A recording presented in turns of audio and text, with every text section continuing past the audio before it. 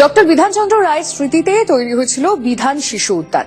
সক্রিয় রাজনীতি থেকে অবসর নিয়ে এই উদ্যান গড়ে তুলেছিলেন বিশিষ্ট স্বাধীনতা সংগ্রামী ও কংগ্রেস নেতা স্বর্গীয় অতুল্য ঘোষ। এই পার্কটির সঙ্গে জড়িয়ে রয়েছে কলকাতা শহরের বহু স্মৃতিও। 1976-এর 1 ফেব্রুয়ারি পার্কটির উদ্বোধন করেছিলেন তৎকালীন রাষ্ট্রপতি ফখরুদ্দিন আলী আহমেদ। এসেছিলেন নীলম সঞ্জীব রেড্ডি, মোরারজি দেসাই, চন্দ্রশেখর, রাজীব গান্ধী, জগজীবন রামের মতো বহু বিশিষ্ট ব্যক্তিত্ব। উদ্দেশ্য ছিল মানসিক ও শারীরিকভাবে সুস্থ ও সবল এক নব প্রজন্ম তৈরির। একসময় এখানে জিমন্যাস্টিক, তীরন্দাজি, ভলিবল ইত্যাদি খেলাধুলা ও নাচ, গান, নাটক ইত্যাদি সাংস্কৃতিক কার্যকলাপের বিষয়ে শিশুদের নিয়মিত শিক্ষাদান করা হতো। এখনো সারা বছর ধরেই তার বিপুল কর্মকাণ্ডই বিধান শিশু উদ্যানের অন্যতম বৈশিষ্ট্য। কিভাবে ছোটদের জন্য কাজ করে চলেছে এই সংস্থা তা জানাবো।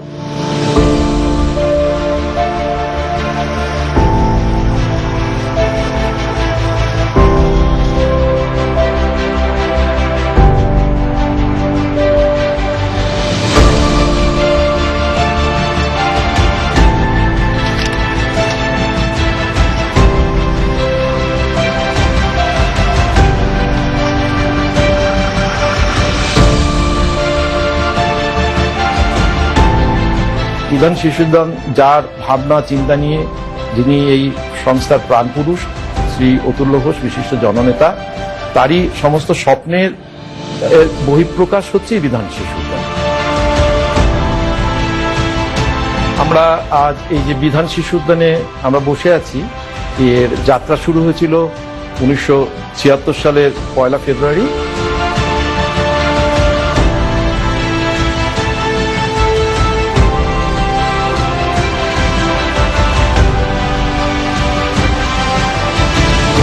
এই ডক্টর বিসি রায় মেমোরিয়াল কমিটি তৈরি হয় 4 জুলাই 1962 সালে, অর্থাৎ ডক্টর বিধানচন্দ্র রায়ের মৃত্যুর ঠিক 3 দিন পরে। এবং ময়দানে এক অসাধারণ জনসভা হয়েছিল, প্রায় 5-6 লক্ষ লোক সেখানে উপস্থিত ছিলেন। সেখানে ডক্টর বিসি রায় মেমোরিয়াল কমিটি তৈরি হয় এবং সেই কমিটির সম্পাদক ছিলেন অতুল্য ঘোষ এবং সভাপতি ছিলেন তুষারকান্তি ঘোষ, সহসভাপতি ছিলেন অশোক কুমার সরকার এবং আমাদের ট্রেজারার কোষাধ্যক্ষ ছিলেন BM বিড়লা। তাদের প্রথম উদ্দেশ্যই ছিল একটা শিশু হাসপাতাল তৈরি করা। অর্থাৎ তারা, দাদু সবসময় বলতেন যে আমরা কমিটি তৈরি করে কিন্তু কখনো বিধান রায়ের মূর্তি তৈরির প্রচেষ্টা করিনি, কোনো রাস্তার নামকরণ আমরা চাইনি যে ডক্টর বিধান রায়ের নামে হোক। আমরা প্রথম আমাদের প্রজেক্ট হবে একটা শিশু হাসপাতাল, যেটা নারকেলডাঙ্গায় রয়েছে, ডক্টর বিসি রায় মেমোরিয়াল চিলড্রেন হসপিটাল, বোধহয় রাজ্যে একমাত্র ডেডিকেটেড চিলড্রেন্স হসপিটাল যেটা অতুল্য ঘোষ তৈরি করেছিল। এবং 1968 সালে তৎকালীন রাজ্য সরকারের হাতে সেটা তুলে দেওয়া হয়েছিল। আমরা ছোটবেলা থেকে তো এই বিধান শিশু উদ্যানে মানুষ হয়েছি। দাদু, আমরা অতুল্য ঘোষকে দাদু বলতাম। অনেকেই তখন যারা ছিল, প্রায় সবাই, প্রায় 4-5 হাজার মেম্বার আমরা যারা ছিলাম, তো দাদু বলতেন যে কখনো কেউ যদি 2 টাকা দেয় তাকে 2 বারে দিতে হবে, এমন একটা ব্যাপার ছিল। এবং সেই সময় টার্গেট ছিল, লক্ষ্যমাত্রা ধার্য ছিল 25 লক্ষ টাকা, কিন্তু মাত্র 3 মাস 18 দিনেই প্রায় 51 লক্ষ টাকা চাঁদা উঠেছিল এবং তার প্রায় বেশিরভাগটাই 1 টাকা 2 টাকার চাঁদা।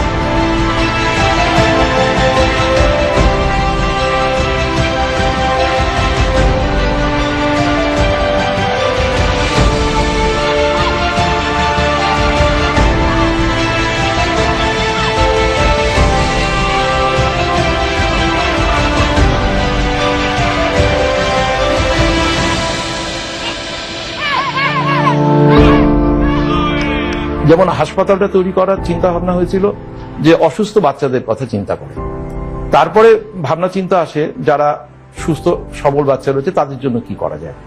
তখনই অতুল্য ঘোষ তিনি ভাবলেন যে খোলা আকাশের নিচে খেলাধুলা, নাচ, গান, আবৃত্তি এবং তার পাশাপাশি পড়াশোনা, এই সবটা নিয়ে যদি একটা কোনো কিছু তৈরি করা যায়। সেই ভাবনা থেকেই কিন্তু আমাদের এই বিধান শিশু উদ্যানের পরিকল্পনা অতুল্য ঘোষের মস্তিষ্ক প্রসূত এবং তিনি তার সবটুকু দিয়ে কিন্তু এই উদ্যানটা তৈরি করেছিলেন।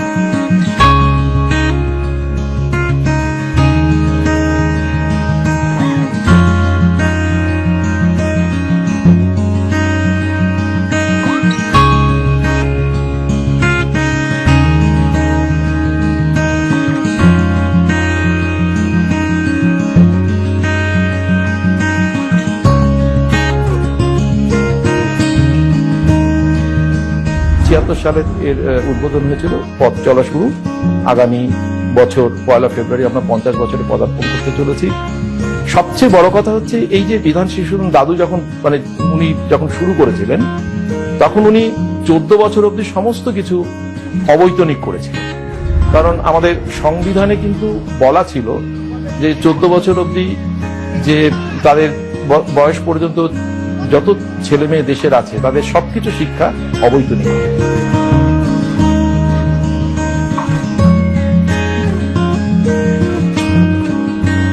যেটা আমি বললাম যে অবৈতনিক উনি করেছিলেন একটাই কারণে, যাতে দেখুন খুব সাধারণ ঘরের ছেলে মেয়েরাও যেন বিধান শিশু উদ্যানের সমস্ত সুযোগ সুবিধাগুলো নিতে পারে। যাদের অর্থ আছে, যারা সচ্ছল, তারা তো আসবেন, এবং যারা আর্থিকভাবে দুর্বল তারাও যাতে আসেন, এবং এদের সকলের মধ্যে যদি একটা মেলবন্ধন তৈরি হয়। বিধান শিশু উদ্যান কিন্তু সেই ভাবনা নিয়ে উনি তৈরি করেছিলেন, এবং আমরা এখনো এটাকে সেই ভাবনা নিয়ে এগিয়ে চলেছি।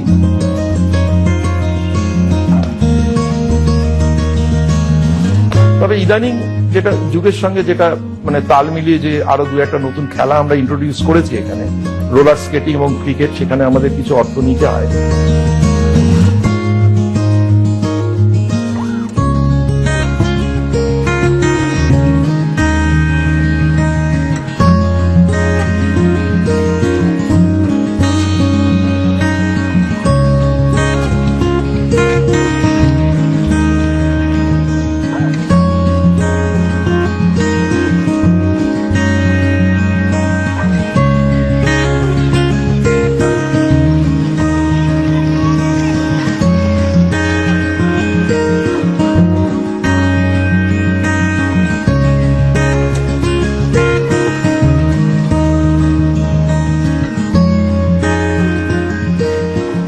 আমাদের বিভিন্ন বিভাগ মিলিয়ে সদস্য সংখ্যা প্রায় 3 থেকে 4,000।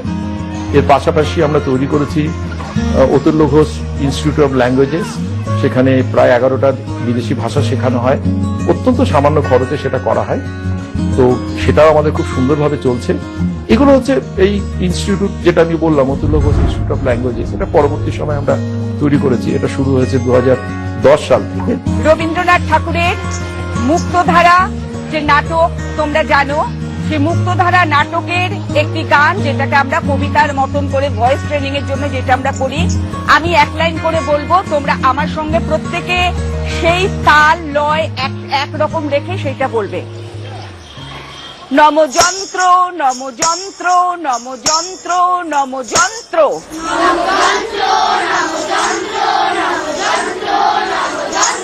তুমি চক্র মুখর মন্দ্রিত, তুমি বজ্র বহ্নি বন্দিত।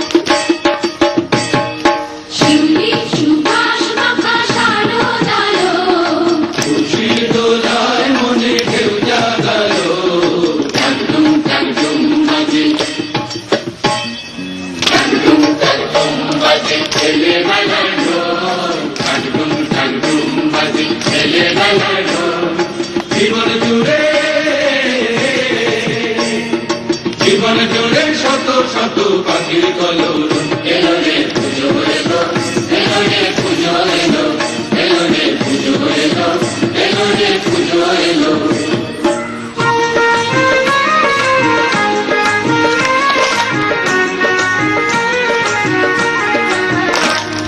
এইরকম একজন মানুষ সবকিছু ছেড়ে, রাজনীতি ছেড়ে তিনি চলে এলেন বিধান শিশু উদ্যানে, ছোটদের নিয়ে কাজ করলেন।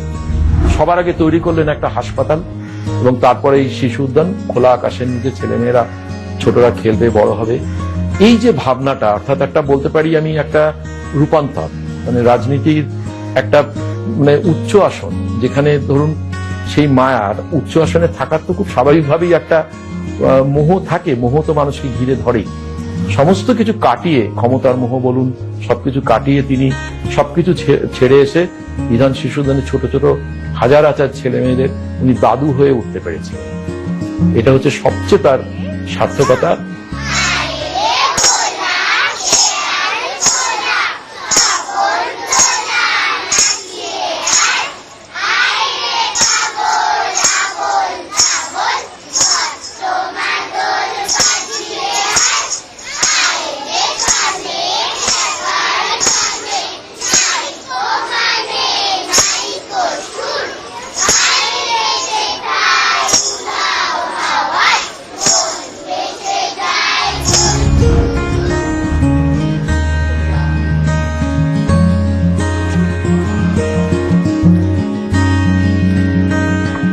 এই ধরনের সংস্থা চালাতে গেলে না আর্থিক সহায়তা একটা ভীষণভাবে একটা প্রয়োজন। এবং খুব সত্যি কথা বলছি, এটা অতুল্য ঘোষ দাদুও আক্ষেপ করে লিখে গেছেন সেই সময়।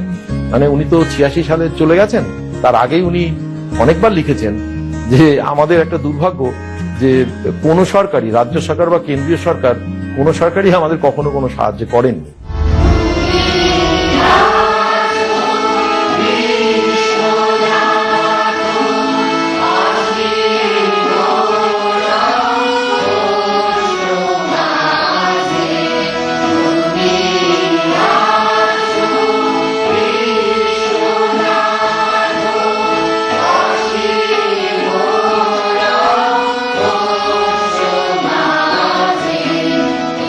সরকারি সাহায্য বলতে যেটা বোঝায়, বিধান শিশু উদ্যান কিন্তু কখনো পায় না। এখনো আমরা আমাদের হৃদয়ে ধরে রেখেছি এই অতুল্য ঘোষকে, তার ভাবনা নিয়েই আমরা এগিয়ে চলেছি।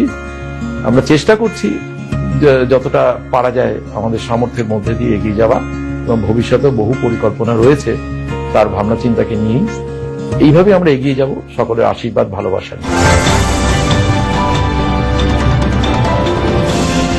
বিধান শিশু উদ্যানের সেক্রেটারি মিস্টার গৌতম তালুকদারকে মঞ্চে আসতে অনুরোধ জানাচ্ছি।